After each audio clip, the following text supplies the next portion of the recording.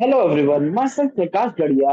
तो बेसिकली आज हम सीएसएस की कुछ प्रॉपर्टीज देखने जा रहे हैं, जैसे ओवरफ्लो और सीएसएस। पिछले कुछ वीडियोस में हमने सीएसएस की कुछ और प्रॉपर्टीज पढ़ी थी, जैसे पोजीशन प्रॉपर्टीज। और हम डिफरेंस भी देखने वाले हैं इनलाइन ब्लॉक और block elements. So let me share my screen. फिर मैं उसके बाद आपको वन बाय वन बताता हूँ कि हम और क्या क्या चीजें देखने वाले हैं इस वीडियो लेक्चर। ओके, तो let me share my screen. तो हम सबसे पहले हमने सीएसएस पोजीशन प्रॉपर्टीज पिछली अपनी पुरानी इस वीडियो में पढ़ लिया था। अगर जिसने वो वीडियो नहीं देखी है, प्लीज वॉच दैट। ओके, तो हम जेड इंडेक्स देख लेते हैं जल्दी से। एक एक मिनट का काम है। हम ओवरफ्लो प्रॉपर्टी देखेंगे सीएसएस की, सीएसएस की फ्लोट प्रॉपर्टी देखेंगे, सीएसएस इनलाइन ब्लॉक एलिमेंट की। तो ये तीन चीजें हम आज देखेंगे। तो let me start one by one. तो सबसे पहले जेड इंडेक्स से स्टार्ट करते हैं। तो जेड इंडेक्स क्या होता है? जेड इंडेक्स प्रॉपर्टी क्या होती है सीएसएस की? तो ये बोल रहा है व्हेन एलिमेंट ऑफ पोजीशन, जब हम पोजीशन करेंगे। तो पिछली वीडियोस में हमने पोजीशन प्रॉपर्टी देखी थी, कैसे हम स्टैटिक करते हैं, कैसे हम स्टैटिक की जगह हम उसको फिक्स कर देते हैं, हम उसको रिलेटिव करते हैं या एब्सोल्यूट करते हैं। वो सारी चीजें हमने पुरानी वीडियोस में देखी थी। अगर किसी ने वो वीडियो नहीं देखी है, please go and watch in my channel. Okay, तो हम ये देख रहे थे जेड इंडेक्स। तो जेड इंडेक्स कहाँ लगेगा? जहां भी हम पोजीशन प्रॉपर्टीज लगाएंगे सीएसएस की। ठीक है, जरूरी है पोजीशन प्रॉपर्टीज, या आप कोई भी एलिमेंट को अरेंज कर रहे हैं तो दो एलिमेंट एक साथ आ रहे हैं। मान लीजिए इस इलाके में दो एलिमेंट ऐसे आ रहे हैं एक के ऊपर। अब आप चाहते हैं कि नीचे वाला एलिमेंट ऊपर आ जाए, तो आप क्या करेंगे? उसका जेड इंडेक्स ज्यादा कर देंगे। तो जैसे मान लीजिए दो एलिमेंट एक के ऊपर एक है, जैसे यहाँ पे।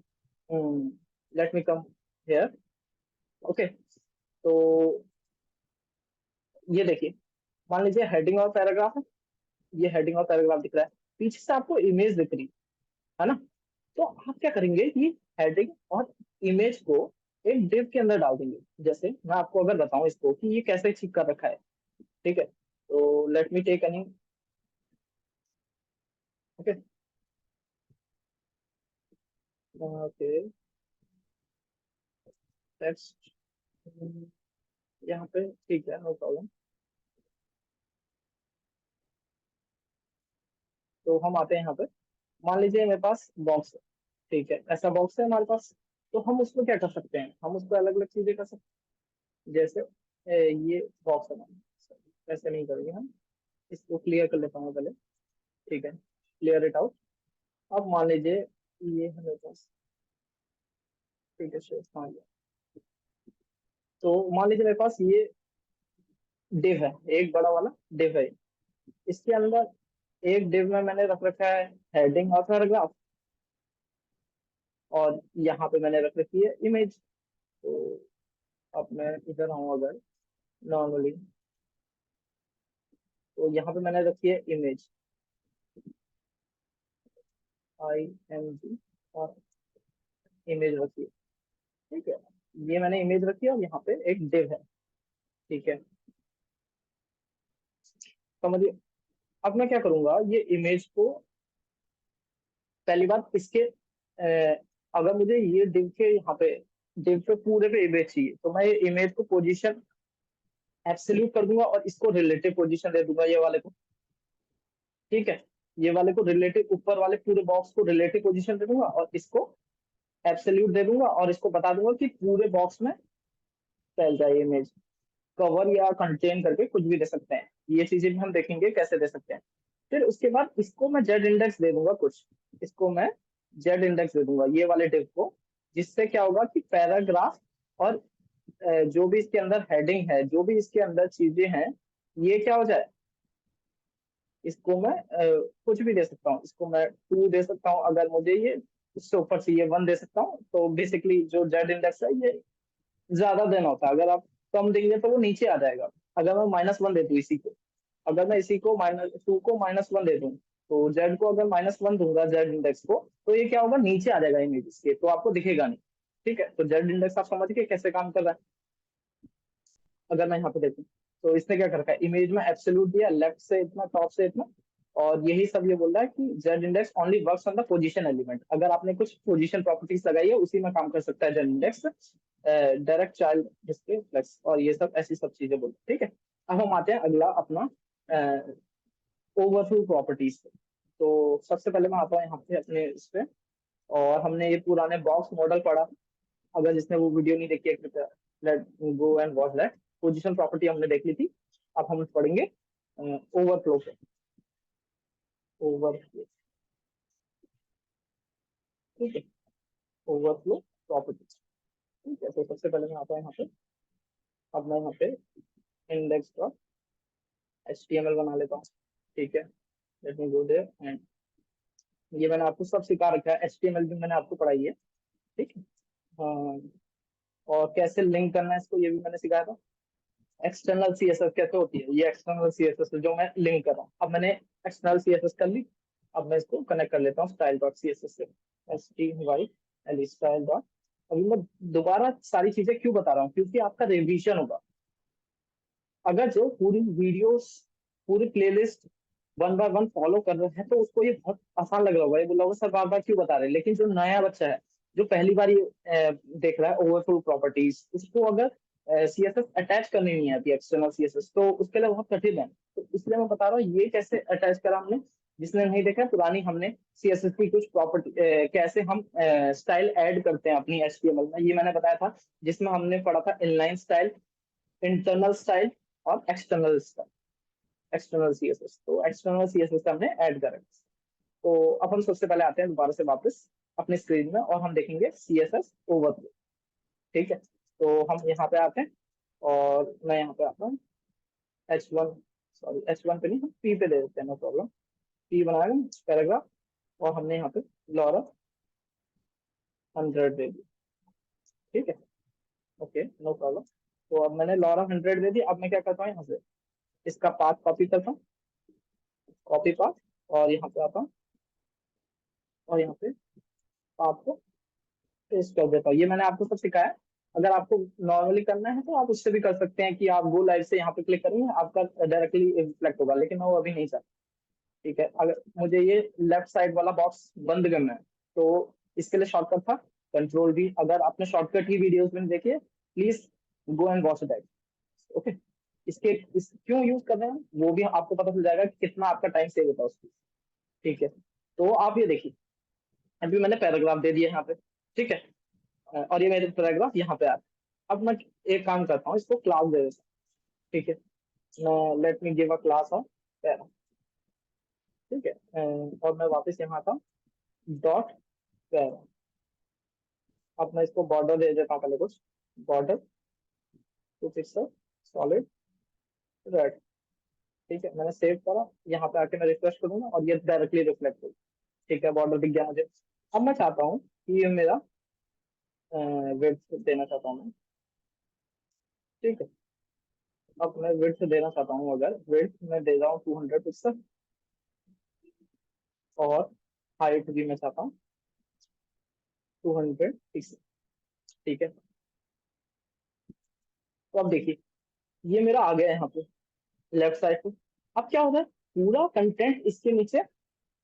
अब हम पढ़ रहे हैं ओवरफ्लो प्रॉपर्टीज, क्या पढ़ रहे थे, तो मैं दिखाता हूँ आपको। हम पढ़ रहे थे ओवरफ्लो प्रॉपर्टीज। ठीक है, तो हम यहाँ पे जाते हैं, हमारे कौन कौन सी प्रॉपर्टीज होती है ये मैं पहले देख लेता हूँ। विजिबल, ये 4 प्रॉपर्टीज होती हैं, जो मैं यहाँ पे उठा के, यहाँ पे Ctrl+C उठा के ओवरफ्लो प्रॉपर्टी में कौन कौन सी प्रॉपर्टी होती है, Ctrl+V, ये 4 प्रॉपर्टीज होती हैं। एक होती है विजिबल, हिडन, स्क्रोल और ऑटो।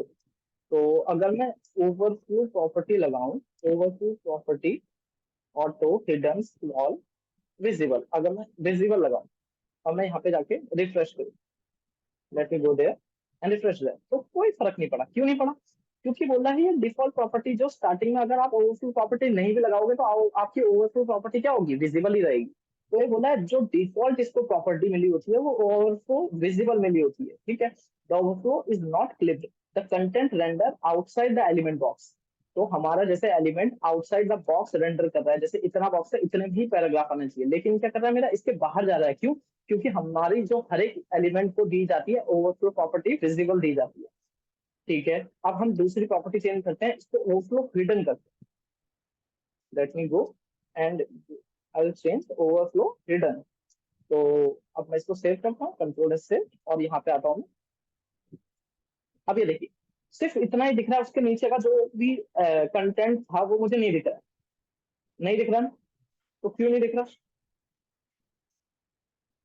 तो वो इसलिए नहीं दिख रहा क्योंकि हमने ओवरफ्लो प्रॉपर्टी क्या कर दिया, उसको हिडन कर दिया है ना? समझ रहे हैं आप? क्यों नहीं दिख रहा है? क्योंकि हमने ओवरफ्लो प्रॉपर्टी हिडन कर दी है। तो मैं इसको थोड़ा सा ठीक ठाक देखने के लिए इसकी पैडिंग भी देगा 26। ठीक है, अगर मैं ओवरफ्लो प्रॉपर्टी हटा दूं तो कंट्रोल से, और ये आ रहा है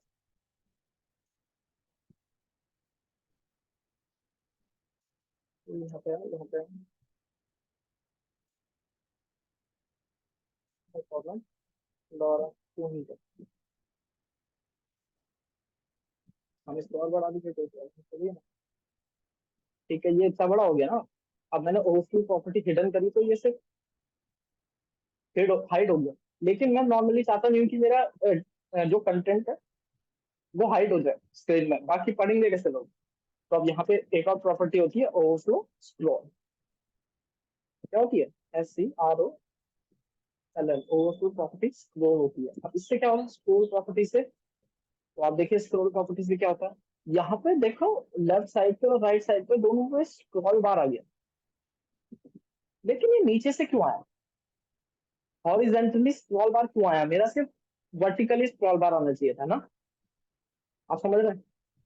हॉरिजेंटली स्क्रॉल बार नहीं आना चाहिए था। और मान लीजिए अगर ये देखिए, अब मैंने ओवरफ्लो स्क्रॉल लगाया, ठीक है, मैं आता हूँ अपने कंटेंट पे, और यहाँ पे अपना कंटेंट थोड़ा सा छोटा कर देता हूँ। मैंने कंटेंट छोटा करा, कंट्रोल एक्स करा और सेव करा। अब मैं दोबारा से यहाँ पे रिफ्रेश कर रहा हूँ, अभी भी देखिए यहाँ पे स्क्रॉल बार, लेकिन मैं ये नहीं चाहता। मैं चाहता हूँ स्क्रॉल बार तभी आए जब जरूरत हो। समझना है? स्क्रॉल बार तभी आए जब इसको जरूरत हो। तो मैं क्या करूंगा यहाँ पे, अब हमारे पास एक और प्रॉपर्टी होती है ओवरफ्लो ऑटो। ऑटो मीन्स जब स्क्रॉल बार की जरूरत होगी तो स्क्रॉल बार ऑटोमेटिकली आ जाएगा, जब नहीं जरूरत होगी तो वो हट जाएगा। जैसा भी देखिए हट गया। अब मैं यहाँ पे कंटेंट चेंज करूँ अगर, तो वापस यहाँ पे लाऊं और यहाँ पे चेंज करूँ, और ये पूरा लाऊं कंट्रोल एस से, और यहाँ पे आऊँ इसको रिफ्रेश करूँ। अब देखिए हॉरिजॉन्टली स्क्रॉल बार नहीं आया क्योंकि उसकी जरूरत नहीं थी। तो ओवरफ्लो ऑटो जो है वो क्या कर रहा है मेरा, वो स्क्रॉल बार तभी लेके आ रहा है जब मेरे को जरूरत है। ठीक है, ये आपने ओवरफ्लो की प्रॉपर्टी पढ़ ली। चार प्रॉपर्टी होती है विजिबल, जो भी कंटेंट है उसके अंदर वो विजिबल होगा। वो क्या होती है? डिफॉल्ट प्रॉपर्टी होती है ओवरफ्लो की। ओवरफ्लो हिडन, मतलब जो उतने बॉक्स में जगह है उतने में ही आएगा, बाकी नहीं आएगा। ठीक है, बाकी हाइड हो जाएगा पूरा। ओवरफ्लो स्क्रॉल मीन्स दोनों तरफ स्क्रॉल बार आ जाएगा मेरे उसमें, ताकि मैं स्क्रॉल कर सकूं। ऑटो मीन्स जब भी जरूरत होगी स्क्रॉल बार की तभी वो स्क्रॉल बार आएगा। तो ये सब मैंने ओवरफ्लो प्रॉपर्टी पढ़ ली इसकी। ठीक है, अब हम आते हैं दूसरी प्रॉपर्टीज पे। इसकी दूसरी प्रॉपर्टीज क्या है? Overflow float, float property. ठीक है, अब फ्लोट प्रॉपर्टी पहले हम यहाँ से पढ़ लेते हैं कि फ्लोट प्रॉपर्टी होती क्या है, उसके बाद हम उसके एग्जाम्पल भी देखेंगे। ठीक है, फ्लोट प्रॉपर्टी देखिए, the CSS float property specify how the element should flow. Float, कैसे एलिमेंट फ्लोट करेगा ये मुझे दिखाना है। वो फ्लोट प्रॉपर्टी से हम, the CSS clear property specify what element can float beside the clear. और और इसी में फ्लोट के साथ सीएसएस क्लियर प्रॉपर्टीज भी होती है जिससे हम क्लियर कर सकते हैं फ्लोट को। ठीक है, तो फ्लोट प्रॉपर्टीज में is use to position, positioning and formatting content. ठीक है, तो फ्लोट प्रॉपर्टी क्या है? ये पोजीशन करने में काम आती है कि एलिमेंट को कहाँ पोजीशन करना है, कहाँ फ्लोट करना है। ठीक है, तो फ्लोट प्रॉपर्टी क्या क्या लेती है? लेफ्ट को फ्लोट करना है, राइट को फ्लोट करना है, नन कहीं भी फ्लोट नहीं करना है। इनहेरिट, इनहेरिट मीन्स जो अपने पेरेंट, जो उसके बाहर का डिव होगा उससे वो प्रॉपर्टी को इनहेरिट करता है, और उसके बाहर वाला उस अपने पेरेंट को करेगा अगर उसमें कोई नहीं होगी तो। तो इनहेरिट प्रॉपर्टीज मीन्स वो अपने प्रॉपर्टीज, अपने पेरेंट्स की प्रॉपर्टीज को इनहेरिट करेगा।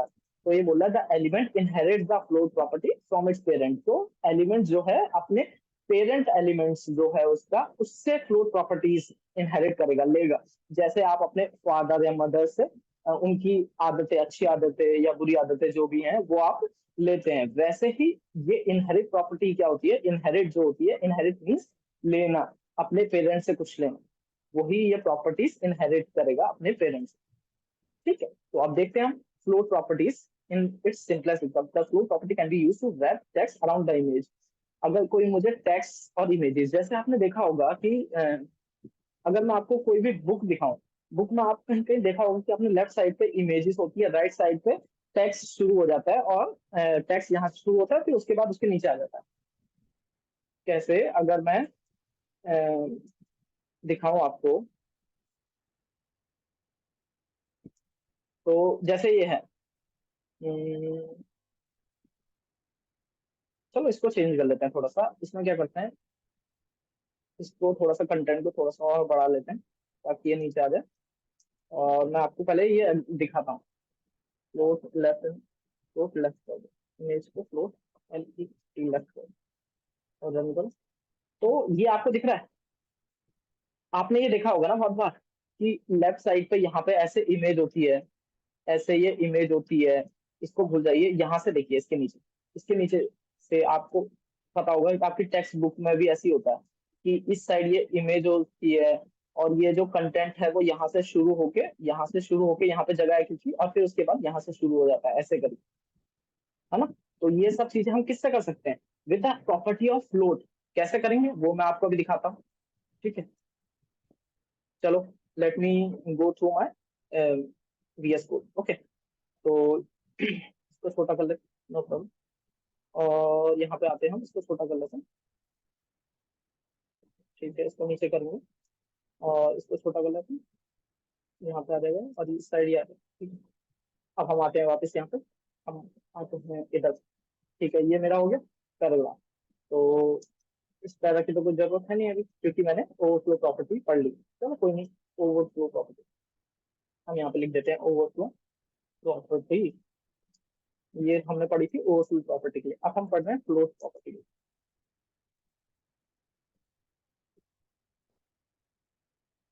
हम ये देखिए फ्लोट प्रॉपर्टीज पढ़ रहे हैं। ये हमने देखा था, ये वाला देखते हैं। ठीक है, फ्लोट प्रॉपर्टीज। अब फ्लोट प्रॉपर्टी क्या होती है, हम बाकी एलिमेंटों को इधर उधर पोजीशन करने के लिए यूज नहीं करेंगे, हम बॉक्सों को पोजीशन करने के लिए नहीं करेंगे। हम जब भी हमें टेक्स्ट और इमेजेस के साथ खेल करना है, जैसे टेक्स्ट को लेफ्ट साइड पे और उसके साथ, जैसे मैं अगर आपको दिखाऊं नॉर्मली कर, मैं एक डिव बनाता हूँ। डिव, मान लीजिए एक बॉक्स है, उसके अंदर मेरा क्या है, एक इमेज है। बॉक्स है, बॉक्स के अंदर एक इमेज है, मेरी इमेज रख दिया। ठीक है, और यहाँ पे मेरा एक पैराग्राफ।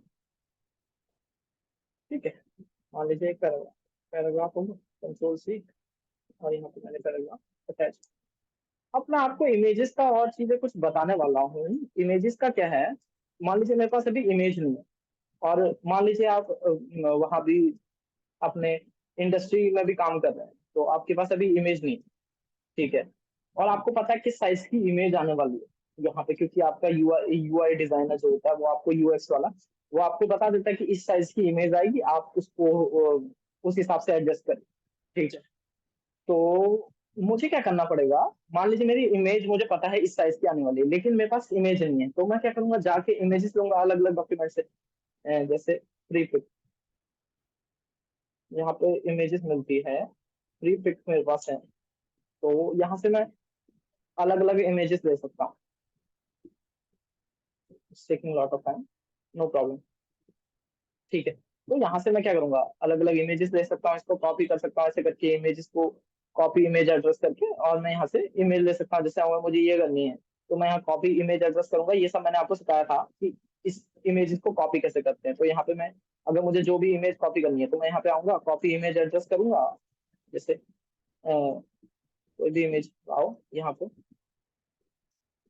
ये तो ये है, जैसे मान लीजिए, तो मैं यहाँ पे क्या करूंगा, कॉपी इमेज एड्रेस करूंगा, और इधर पे आऊंगा और यहाँ पे पेस्ट कर दूंगा। ये मेरी पेस्ट हो गई, ये देखिए। अगर मुझे यहाँ पे करनी है, जैसे एक बार मैं यहाँ पे दिखा देता हूँ, तो यहाँ पे किसको करेंगे कॉपी, SRC के अंदर कर देंगे, और अगर मैं यहाँ पे देखूँ तो मेरा ये आ जाएगा, ये इमेजेस भी आ गई। ठीक, तो आप समझ गए इमेजेस कैसे देनी है। अब यहाँ पे एक दिक्कत है कि मुझे बार बार इनको अलग अलग वेट देके अलग अलग वो करके चेंज करना पड़ेगा, लेकिन मैं वो नहीं चाहता। मैं क्या चाहता हूँ कि मैं एक ऐसी चीज यूज करूँ जिसको ऑटोमेटिकली मेरा क्या हो जाए कि इमेजेस उसी इमेज ना आए, मतलब उसी प्रकार का एक बॉक्स टाइप का बन जाए। जैसे उसके लिए क्या होता है, हम प्लेस होल्डर इमेज यूज करते हैं। हमारे पास प्लेस होल्डर इमेज होती है, ठीक है। जैसे अगर मैं आपको यहाँ पे दिखाऊं प्लेस होल्डर इमेज, ये देखिए। अगर इसको मैं बड़ा कर लेता हूँ, पहले इसको समझते हैं। प्लेस होल्डर इमेज क्या है? Simple, fast and free image place holder service है, ठीक है। अब ये देखिए, अगर मैं इसको लिंक को कॉपी करूं तो size can be specified using the format width and height. तो इसको हम विड्थ इंटू हाइट ऐसे करके कॉपी करा हूं, और यहाँ पे आया ना, और यहाँ पे मैंने चिपका लिया इसको ऐसे करके ये लिंक। अब ये क्या करेगा, मैं आपको दिखाता हूँ ये क्या करेगा। ये मेरा, ये देखिए, ये इमेज के बराबर का साइज इसने फिक्स कर लिया है। और यहाँ पे मैं अलग अलग चीजें कर सकता हूँ, मैं इसका कलर चेंज कर सकता हूँ। ये जो लिखा हुआ है इसकी जगह मैं कुछ और लिख सकता हूँ, तो जो भी मैं करना चाहूँ वो कर सकता हूँ, लेकिन मुझे उसके लिए ये डॉक्यूमेंट पढ़ना पड़ेगा। देखिए साइज के लिए इसने मुझे ये दिया है, फॉर्मेट के लिए मुझे इसने दिया है कि इमेज का फॉर्मेट ऐसे होगा, ठीक है। एसवीजी चाहिए तो ऐसे देखिए, कलर्स अगर मुझे चाहिए तो कलर भी मैं दे सकता हूँ। जैसे मैं यहाँ पे कलर देना चाहूँ तो ये बोल रहा है, इसके बाद हम कलर दे सकते हैं स्लैश ऑरेंज स्लैश व्हाइट, तो हम भी दे देते हैं स्लैश ऑरेंज स्लैश व्हाइट, या कुछ भी दे सकता हूँ। मान लीजिए मैं स्लैश ग्रीन स्लैश व्हाइट देता हूँ। तो मैं चेक करता हूँ, let me check it out. Slash green slash white दिया था, तो देखिए ग्रीन और व्हाइट में आ गया कलर। तो यही आप सब चीजें चेंज कर सकते हैं। अगर टेक्स्ट आपको देना है तो आप टेक्स्ट भी दे सकते हैं, उसके बाद टेक्स्ट इक्वल टू दिस। तो अगर मैं लिखूँ यहाँ पे, अगर मुझे इसकी जगह वो करना है तो मुझे क्या करना पड़ेगा, ये सब चीजें मैं अभी आपको तो जल्दी जल्दी में बता रहा हूँ, लेकिन ये आप खुद देखना, ज्यादातर मैं आपको बोल। तो यहाँ पे इसने बोला है कि आपको ऐसे करना है, ये करना है टेक्स्ट इक्वल टू दिस, और यहाँ पे भी मैं कर लेता हूँ, चलिए नो प्रॉब्लम। इधर पे क्या करना है, टेक्स्ट इक्वल टू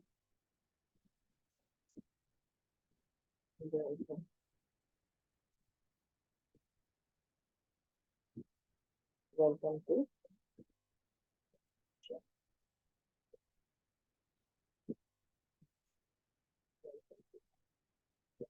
ठीक है। यहाँ पे आऊंगा मैं, और यहाँ पे रिफ्रेश करूंगा। अब ये देखिए वेलकम टू माय चैनल आ गया। जो आप चाहते हैं वो आप कर सकते हैं। आप चाहते हैं कि अगली लाइन में आ जाए टेक्स्ट, तो आप ऐसे करके स्लैश एन करके दे सकते हैं। ये तो आपको पता ही होगा। फॉन्ट अगर मुझे कुछ चाहिए तो ये सब चीजें आप यहाँ से पढ़ सकते हैं। मैं इसका लिंक भी आपको दे दूंगा, आप यहाँ से सारी चीजें पढ़ सकते हैं। तो मैंने देख लिया कि अगर अब क्या होगा कि आपकी जब इमेज आएगी तो आपको कुछ नहीं करना है, सिर्फ ये प्लेस होल्डर की जगह वो इमेज का लिंक डालना है। आपको कुछ एडजस्ट करने की भी जरूरत नहीं है उसके बाद, क्योंकि आपने पहले से एडजस्ट करा हुआ वो, ठीक है। तो ये इमेज मेरी बहुत बड़ी है, मैं थोड़ी छोटी चाहता हूँ। मैं चाहता हूँ 300 बाय 300 की इमेज चाहता हूँ। तो मान लीजिए 300 बाय 300 की इमेज चाहता हूँ, तो यहाँ पे मैंने 300 बाय 300 करा, और इसको रिफ्रेश करूंगा तो ये 300 बाय 300 की इमेज आ गई। अब देखिए यहाँ पे अगर मैं आऊँ, ये देखिए, ये मेरी इमेज है, उसके बाद ये मैंने पैराग्राफ दिया है। अब ये इमेज क्या है, इमेज ये है, और इसके बाद ये पैराग्राफ है। पैराग्राफ नीचे क्यों आ रहा है, क्योंकि इमेज जो है ब्लॉक एलिमेंट है। इमेज क्या है इमेज ब्लॉक एलिमेंट या नहीं? आप बताइए।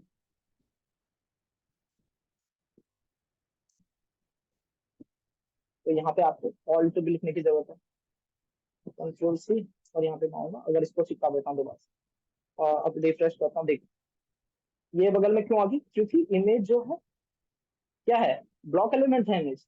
नो, नहीं है ना इमेज ब्लॉक एलिमेंट। अगर इमेज ब्लॉक एलिमेंट होती तो ये दोनों अगर बगल में कैसे आते? अगर मैं एक और इमेज डालूं तो वो भी यहाँ पे बगल में आ जाएगी, एक और डालूं ये भी बगल में आ जाएगी, बगल में आ जाएगी, फिर जगह खत्म हो जाएगी तो वो नीचे आएगी ऑटोमेटिकली। समझ में?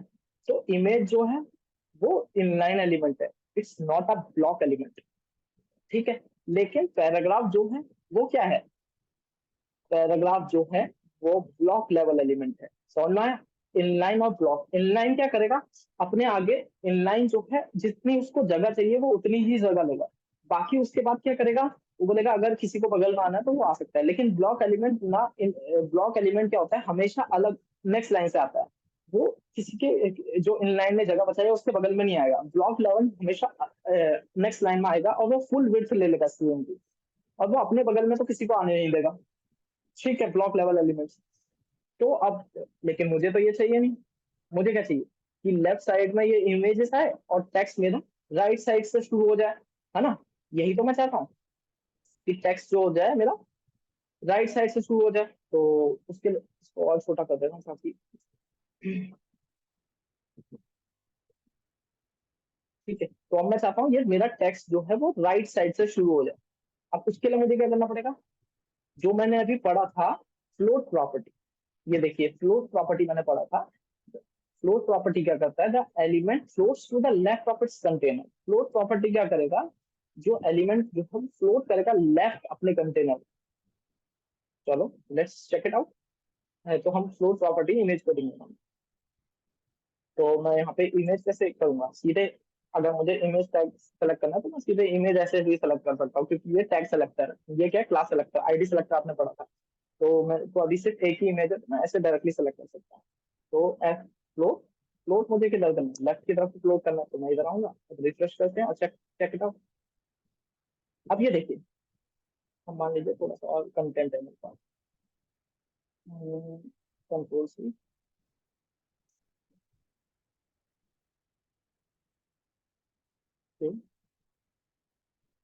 अब ये देखिए, ये आपको दिखाई दिया। ऐसे ही तो आप करते थे टेक्स्ट बुक में, ऐसी तो लिखा होता, लेफ्ट साइड पे इमेज होती थी, राइट साइड से कंटेंट यूज होता था, यहाँ से यहीं से कंटेंट स्टार्ट होता था और इसके बाद ये नीचे भी आता था इसके, है ना। तो ये करने में अगर फ्लो प्रॉपर्टी नहीं होती तो आपको बहुत दिक्कत आती यही चीज करने में। ठीक है, आती ना। अब देखिए आप ये बोलेंगे कि यहाँ पे आपकी इमेज और टेक्स्ट के बीच में गैप नहीं। तो नो प्रॉब्लम, हम गैप ले आते हैं थोड़ा सा। आप बोलेंगे अच्छा, एक काम करो कि इमेजेस को थोड़ा सा मार्जिन राइट दे दो। तो ठीक है, हम इमेजेस को मार्जिन राइट दे देते हैं, या आप बोलेंगे टेक्स्ट को मार्जिन लेफ्ट दे दो। तो अगर हम टेक्स्ट को मार्जिन लेफ्ट देना चाहें तो यहाँ पे हम डायरेक्टली स्टाइल टैग अगर यूज कर लेते हैं, एक बार चेक करने के लिए। मैंने आपको बताया था कि हम यहाँ पे इनलाइन स्टाइल का यूज कर सकते हैं जब हमें टेस्ट करनी है कोई चीज। तो हम मार्जिन लेफ्ट कर लेते हैं, मार्जिन लेफ्ट कर लेते हैं, मार्जिन लेफ्ट 20 पिक्सल। तो लेट्स चेक इट आउट, क्या ये मार्जिन लेफ्ट काम कर रहा है? नहीं, ये इस साइड मार्जिन आ गया। अगर मैं यहाँ पे बॉक्स पे देना चाहूँ, अगर मैं बॉक्स कोड देना चाहूँ डॉट बॉक्स, और बॉर्डर देखें, बॉर्डर 2 पिक्सल सॉलिड ब्लू। तो मैं इसको रिफ्रेश करूँ और ये देखिए, ये क्या हुआ, इन दोनों के बीच में तो स्पेस आया नहीं, लेकिन ये लेफ्ट साइड पे स्पेस आ गया है इस साइड पे। तो मुझे टेक्स्ट पे वो नहीं देना है, क्या टेक्स्ट पे मार्जिन लेफ्ट नहीं देना है यहाँ पे, मेरे को इमेजेस पे देना है। ठीक है, तो इमेजेस को मैंने पहले से सेलेक्ट करा था, यहाँ पे हम इसको मार्जिन राइट दे देंगे, इसको मार्जिन लेफ्ट होने ना देंगे, इसको राइट देंगे। तभी तो पहले से इमेज लेफ्ट में है, तो राइट में अगर मार्जिन राइट दे दूंगा मैं 20 पिक्सल। तो let go through and refresh. ये देखिए, हो गया जो आप चाहते थे, है ना। जो आप चाहते थे कि ये थोड़ी सी स्पेस ले ले, चलो 10 आपको ज्यादा दिख रहा है तो आप 10 ले लीजिए। और हम मार्जिन बॉटम भी दे देते हैं, थोड़ा सा मार्जिन बॉटम भी दे देते हैं 10 पिक्सल। ठीक है, तो मार्जिन बॉटम भी मैंने दे दिया। देखिए 10 पिक्सल, तो आप जैसे चाहते थे कि यहाँ से ये थोड़ा सा इधर से जगह से ले और इधर से जगह ले और यहाँ पे ये सब करो। तो ये सब मैंने कर लिया। तो ऐसे ही तो होता है आपका, है ना। तो ये आपको समझ में आया फ्लोट प्रॉपर्टी कैसे हमने फ्लोट करवाया एक एलिमेंट को दूसरे एलिमेंट में, है ना। तो लेट मी, इसको मैं एक और बार कॉपी करता हूँ। अब देखिए फ्लोट प्रॉपर्टी आपने फ्लोट लेफ्ट कर लिया। अब मान लीजिए मुझे इसको फ्लोट राइट करना है, RIGHT राइट। तो मैंने फ्लोट राइट कर लूंगा और ये राइट साइड में फ्लोट हो जाएगी। नो प्रॉब्लम, राइट साइड में फ्लोट हो गई। ठीक है, तो मैं लेफ्ट में फ्लोट करना है तो लेफ्ट में, राइट में फ्लोट करना है तो राइट में। और CSS फ्लोट प्रॉपर्टीज क्या होती है, और क्या होता है, फ्लोट लेफ्ट और राइट मैंने पढ़ ली। और ये बोल रहा है फ्लोट नन, अगर मुझे फ्लोट नहीं करवाना तो फ्लोट नन। ठीक है, the element does not float, तो एलिमेंट फ्लोट नहीं करेगा। तो मैं आपको दिखाता था फ्लोट अगर मैं नन करूँ, तो फ्लोट नन करूँ तो वो क्या होगा, कुछ नहीं होगा, वो नीचे से आ जाएगा बस, फ्लोट ही नहीं करेगा। जैसा हमने पढ़ा था नॉर्मली, इनहेरिट मीन्स वो अपने पेरेंट्स की प्रॉपर्टी लेगा, पेरेंट में कोई फ्लोट प्रॉपर्टी नहीं है तो वो फ्लोट प्रॉपर्टी नहीं लेगा। तो फ्लोट लेफ्ट राइट समझ में आ गया आपको, फ्लोट लेफ्ट राइट, ठीक है। अगर मुझे लेफ्ट में फ्लोट करवाना है तो मुझे, जब भी हम यूज करते हैं फ्लोट प्रॉपर्टी, हम टेक्स्ट और इमेजेस में ही यूज करेंगे, हम नॉर्मली कोई भी डिव में, नॉर्मल डिव में यूज नहीं करेंगे फ्लोट प्रॉपर्टी, ओके। तो अब हम आते हैं इसी में क्लियर प्रॉपर्टीज में। अगर मुझे, देखिए यहाँ पे हम देखते हैं क्लियर फिक्स है, तो बोला अगर मान लीजिए यहाँ पे टेक्स्ट छोटा है और ये इमेजेस बड़ी है। अब लेट्स चेक इट आउट, हमारा पैराग्राफ बहुत बड़ा, ठीक है। यहाँ पे मैंने क्या काम करा, इसको मैंने छोटा कर दिया, कंट्रोल एक्स कर दिया, ठीक है। इधर पे आता हूँ और इधर पे आता हूँ और फ्लोट LEFT लेफ्ट कर दिया, फ्लोट लेफ्ट कर दिया। तो अब क्या अब देखिए ये जो बाहर का डिव है वो यहीं से है। अब मान लीजिए इसके नीचे कुछ है, अ, ये डिव के बाहर मेरा एक हेडिंग है H1, हेलो बॉस, ठीक है। मैं यहाँ पर कुछ लिखना चाहता हूँ, कंट्रोल S से। तो देखिए ये यहीं से आ रहा है, लेकिन मैं ये नहीं चाहता हूँ, मैं चाहता हूँ हेलो बॉयज जो हेडिंग है,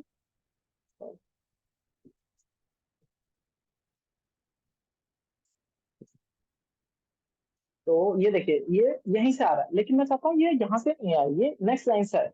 ये क्यों आ रहा है, क्योंकि जो पूरा डिव है ना वो सिर्फ यहीं तक स्पेस ले रहा है। ये पूरा डिव जो है वो कहाँ तक ले रहा है स्पेस, ये जो पूरा डिव है वो, ये देखिए यहाँ से यहीं तक ले रहा है। इसके बाद ये डिव खत्म हो जा रहा है, लेकिन ये इमेज तो फ्लोट कर रही है ना इसके ऊपर, ये इमेज तो इसके ऊपर फ्लोट कर रही है, इमेज तो इतनी स्पेस ले रही है। लेकिन मैं चाहता हूँ कि ये पूरा डिव यहाँ तक आए, ताकि ये जो अगला टेक्स्ट है वो यहाँ पे आए, है ना, ये मैं चाहता हूँ।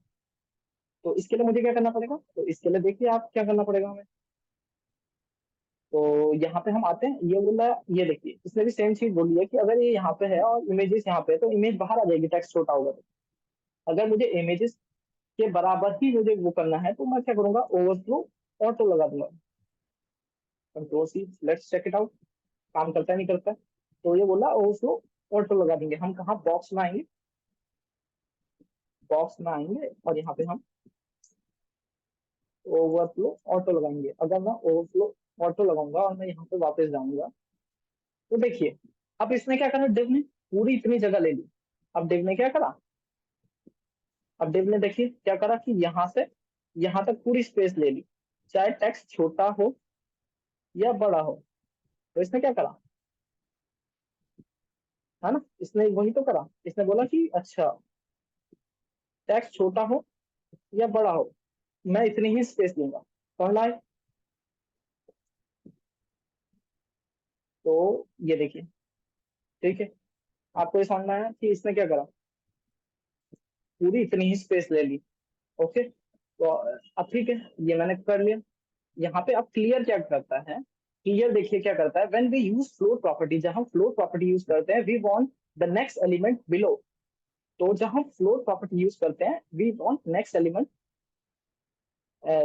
ये देखिए, when we use the float properties and we want the next element below, not the right. जब हम फ्लोट प्रॉपर्टी यूज करते हैं और हम चाहते हैं कि दूसरा एलिमेंट जो उसके बगल वाला एलिमेंट है वो क्या है, नीचे आए, ना कि उसके लेफ्ट या राइट में आए, तो हम क्या करेंगे, क्लियर प्रॉपर्टी यूज कर लेंगे। जैसे क्लियर प्रॉपर्टी, क्लियर प्रॉपर्टी हम कुछ भी कर सकते हैं, जैसे मान लीजिए यहाँ पे क्लियर प्रॉपर्टी निकल रही है, फ्लोर प्रॉपर्टी करा और उसके बाद मैंने क्लियर प्रॉपर्टी कर लिया, क्लियर लेफ्ट, पहले ये था,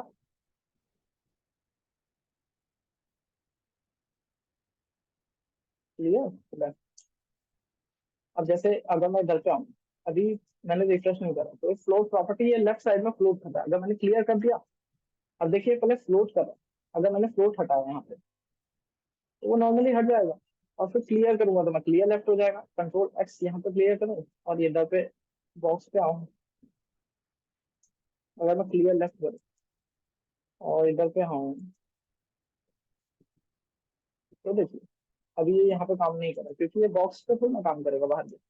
तो अभी देखिए हम इसके एग्जांपल देखते हैं क्लियर प्रॉपर्टीज का यहीं पे। ठीक है, तो बोल रहा है यहाँ पे फ्लोट लेफ्ट है, क्लियर लेफ्ट है, तो इसको आते हैं यहाँ पे। अब ये देखिए, ओके, हम यही एग्जांपल ले लेते हैं, इसको अपने यहाँ पे कॉपी करते हैं, कंट्रोल C कॉपी करेंगे, और यहाँ पे आएंगे, control control V, without clear. अब देखिए यहाँ पे इसने एक H2 दे रखा जिसमें लिखा है विदाउट क्लियर, क्लियर नहीं करा। एक डिव दिया है जिसका नाम div1 है और जिसमें div1 लिखा है, और ये है div2 जिसमें div2 दिया है। H2 विदाउट विद क्लियर दिया है, यहाँ पे div3 दिया है जिसके अंदर div है, div4 के अंदर here clear left move div4 right. अब ये इसने कंटेंट लिखा है यहाँ पे।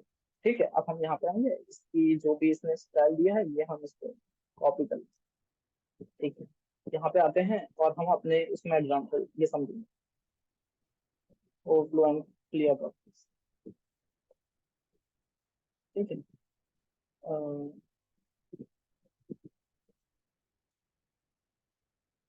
अब देखिए, ठीक है, अब देखिए मैं इसको एक बार एग्जांपल के साथ समझाता हूँ। ये देखिए, ये है हमारा, ये है हमारा H2,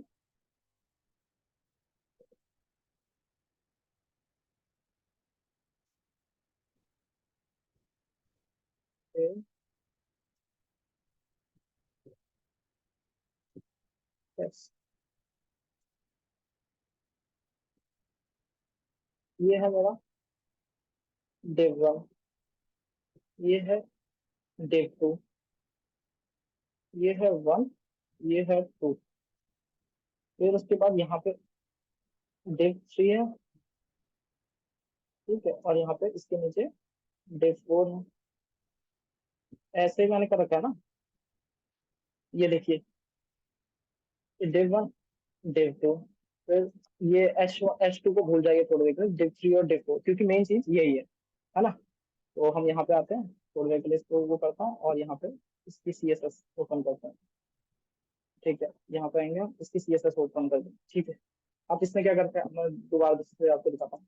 अब देखिए यहाँ पे इसने div1 को फ्लोट लेफ्ट दिया है, फ्लोट लेफ्ट दिया है, और पैडिंग दी है, बॉर्डर दिया है, और div2 को कुछ नहीं दिया है। तो ये क्या करेगा, अब इसने इसको फ्लोट लेफ्ट दिया है तो div1 यहाँ पे आ जाएगा, div1 यहाँ पे आ जाएगा छोटा सा, और div2 पूरा यहाँ से ऐसे करके आ जाएगा, div2 यहाँ पे आ जाएगा, और यहाँ पे क्या आ जाएगा, div2 आ जाएगा, क्योंकि इसने इसको फ्लोट दिया है। अब सेम चीज है यहाँ पे, मैं बोल रहा हूँ div3 को भी फ्लोट लेफ्ट दिया है, तो div3 भी यहाँ पे ऐसे ही आना चाहिए, और div4 यहाँ पे इसके बगल में आ जाना चाहिए, क्योंकि उसके अंदर ये है, तो 4 यहाँ पे आ जाना चाहिए। लेकिन इसने फोर्थ पे क्या दे दिया है, div4 पे, ये देखिए आप, इसने क्या दिया है, क्लियर प्रॉपर्टी दे दिया है फोर्थ पे। जैसे ही इसको क्लियर प्रॉपर्टी मिलेगी, इस मीन्स कि ये लेफ्ट पे फ्लोट नहीं करेगा। अब ये बोला क्लियर कर लो, क्लियर कर लो मीन्स अब ये 3 और 4 ये ऐसे काम नहीं करेगा।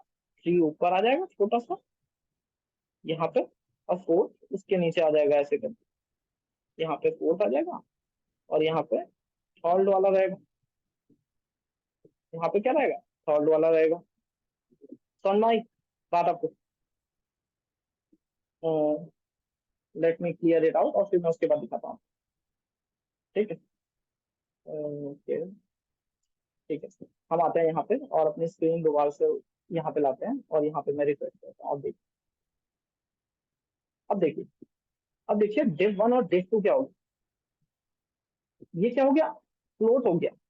div1 जो हो गया फ्लोट हो गया ऊपर को, और div2 इस राइट पे आ गया, जैसा मैंने बोला था आपको यहाँ पे, है ना। अगर आप यहाँ पे कंटेंट जोड़ भी देते हैं, अगर मैं आपको दिखाऊं, लॉरम, और यहाँ पे लाऊं, इस वाले में भी लिया, तो यहाँ पे देखेंगे आप, फिर इसको रिफ्रेश करता हूँ।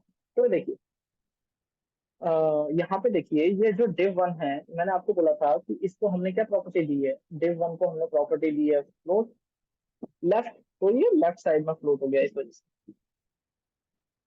तो यहाँ पे कुछ प्रॉपर्टी नहीं दी है इस पे, सेम प्रॉपर्टी फ्लोट लेफ्ट इसको भी दी थी, लेकिन हमने इसको क्लियर प्रॉपर्टी दे दी जिसकी वजह से ऊपर वाले को फ्लोट नहीं हो पा रहा। समझ में आ गया? ये लेफ्ट साइड में फ्लोट होता है लेफ्ट में, लेकिन हमने इसके साथ वाले को क्लियर प्रॉपर्टी दे दी ताकि वो उसके लेफ्ट साइड में ना आए, वो अगली लाइन से शुरू हो। तो सेम चीज यहाँ पे हो रही है, समझ में आया? ये चीजें कैसे हो रही है? ठीक है, ये मैंने पढ़ लिया, फ्लोट प्रॉपर्टीज। ठीक है, फ्लोट प्रॉपर्टी, क्लियर प्रॉपर्टीज। अब इनलाइन, ये जो है बहुत इंपॉर्टेंट क्वेश्चन है अकॉर्डिंग टू द इंटरव्यू। ठीक है, डिस्प्ले इनलाइन, इनलाइन ब्लॉक और ब्लॉक एलिमेंट्स। मैंने इनलाइन और ब्लॉक आपको बताया था कि इनलाइन एलिमेंट क्या होता है, इनलाइन एलिमेंट क्या होता है, ये मैंने आपको बताया था। और डिस्प्ले ब्लॉक एलिमेंट मैंने आपको बताया था। ब्लॉक एलिमेंट क्या होता है, नई लाइन से आता है हमेशा, अपने बगल में किसी को आने नहीं देता है। इनलाइन एलिमेंट्स एक बहुत सारे एलिमेंट अगल बगल में आते हैं। ठीक है, आ सकते हैं, मतलब वो उतनी ही स्पेस लेता है जितनी उसको जरूरत होती है इनलाइन एलिमेंट को। ब्लॉक एलिमेंट क्या करता है, पूरी विड्थ ले लेता है स्क्रीन की। ठीक है, और इनलाइन ब्लॉक क्या होता है ये आप देखेंगे अभी इस वीडियो में आगे। ठीक है, इनलाइन ब्लॉक क्या है, तो हम क्या करते हैं, let me clear that and then we go step by step. Okay, तो अब हम यहाँ पे आते हैं, इसमें एक एग्जांपल दिया हुआ है। ओके, ये एग्जांपल नहीं, ये वाला no, ये है। ठीक है, ये तो ये एग्जांपल है। तो अब हम यहाँ पे आएंगे और इनलाइन ब्लॉक ये है, डिस्प्ले इनलाइन। ठीक, ये इसने दिया। तो अब हम यहाँ पे आते हैं, इसने ये एग्जांपल दिया, तो हम भी ये वाला एग्जांपल ले लेते हैं और फिर इसको कंट्रोल सी। तो अब हम यहाँ पे आते हैं अपने इसमें। अब हम क्या कर रहे हैं, डिस्प्ले प्रॉपर्टी देखें। तो हम भी यहाँ पे आएंगे,